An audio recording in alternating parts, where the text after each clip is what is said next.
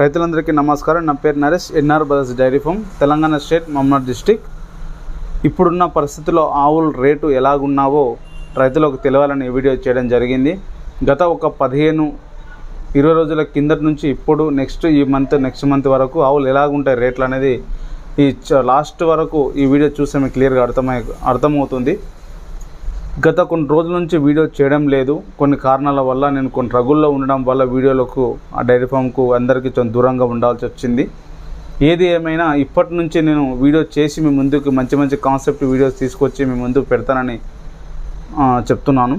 దాంతోపాటు ఎందుకు రేట్లు తగ్గావి అనేది మీ కాన్సెప్ట్ అర్థం కావాలి. ఎందుకు రేట్లు తగ్గినామంటే ఇప్పుడు తెలంగాణలో, ఆంధ్రప్రదేశ్లో కూడా కొనుగోలుదారులు తక్కువ కావడం జరిగింది. దాంతోపాటు మెయిన్గా మనకు 70% కొనుగోలుదారులు ఎవరంటే ఇంతకుముందు కర్ణాటక, బెంగళూరు, చింతామణి సంతలో కొనుగోలు ఎవరంటే ఎక్కువగా మహారాష్ట్ర వాళ్ళు ఉండేవాళ్ళు.